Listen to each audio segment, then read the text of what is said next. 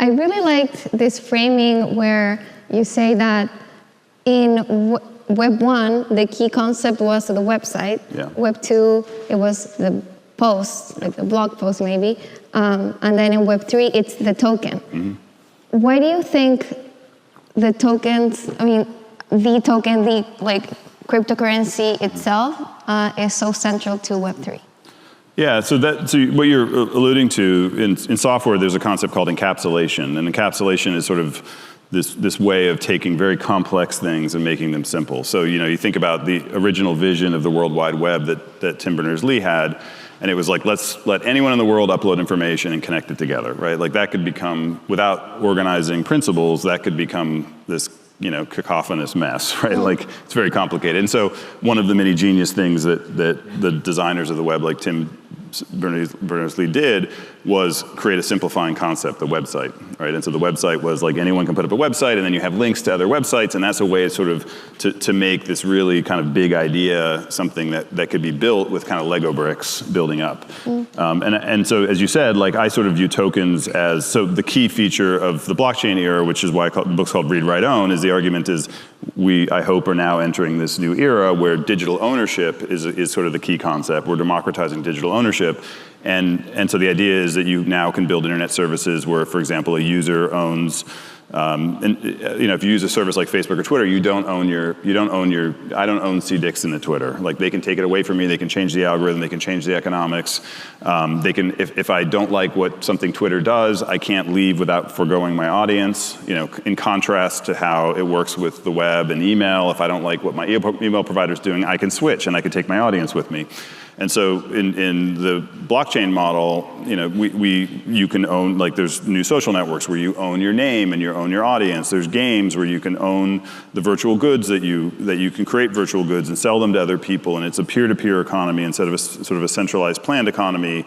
And there's a whole kind of wave of new internet services where ownership is a key concept. Now, just like with the web, that can get really complicated and messy. And so what a token is a simplifying concept in the way a website was a simplifying concept. It's like a token I think of as it's a unit of ownership.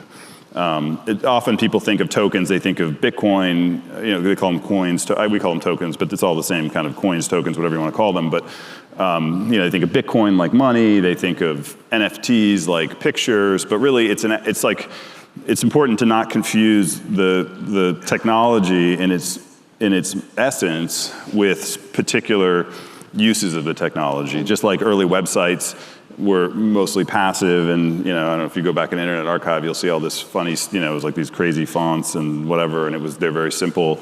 But of course a website can, as we've seen today, can be much more. They can be AI powered, they can be, social media, they can be all these other things. In the same way, I think a lot of people have overgeneralized on some early examples of tokens and not appreciated the expressivity and generality of the concept and the technology.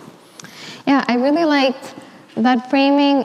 I've been involved in crypto since 2013, and I think for the first time, that really changed the way I think about tokens, because I think most people, when you think token or crypto, in your head you see like a coin, like a physical coin.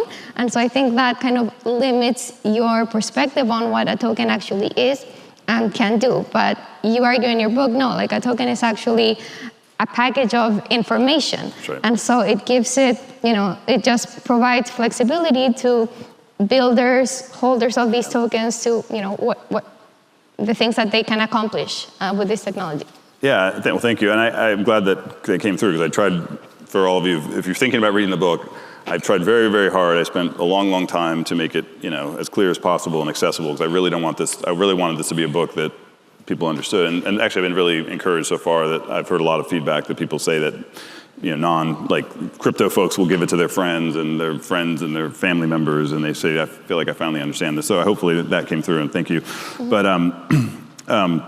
yeah, I would say, it's in some ways it's funny, like, because crypto started with Bitcoin and financial things, I think it's so, sometimes I wish it had started with, the things I described, like social networks or creative things, because now it's sort of now so branded as financial, and I think that's also created a lot of the controversy and the and the regulatory challenges, because finance is heavily regulated, but it's really, that's just sort of an accident of history. I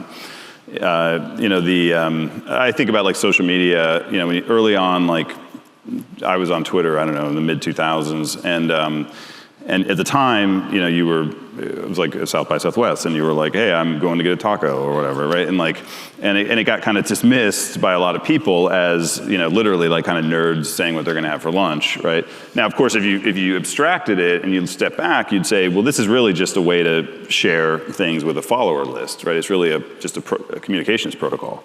And so, why wouldn't it someday be used by politicians and by business leaders and so forth, right? And so I just think it's important to, in like early open source software, it started at MIT, Richard Stallman in the 80s, and it was like this very kind of politicized kind of thing. And then I think a lot of people underestimated it in the 90s, like when it kind of, I think of it as morphing in the 90s into a real technology movement with things like Linux. And that because they were so kind of, it had been so branded around this, like these crazy, anti-property rights people or something. I'm not saying they're crazy, but that's what the quote in quotes. But because of that, people kind of, dismissed it or underestimated it. And I believe the same thing is happening here because they see, it's the silly, it's like the avatars and maybe Bitcoin or whatever, things that they may or may not agree with. And so they're seeing it in a more limited scope than it really can be. And look, as an investor and just someone who's excited about innovation, I get really excited by this because it's like, this is a new like computing primitive, and like, look at all these cool things, every day somebody comes in and they have some new idea, and it's just very creative and fun and interesting to me to see, that how people are going to take this new concept and evolve it.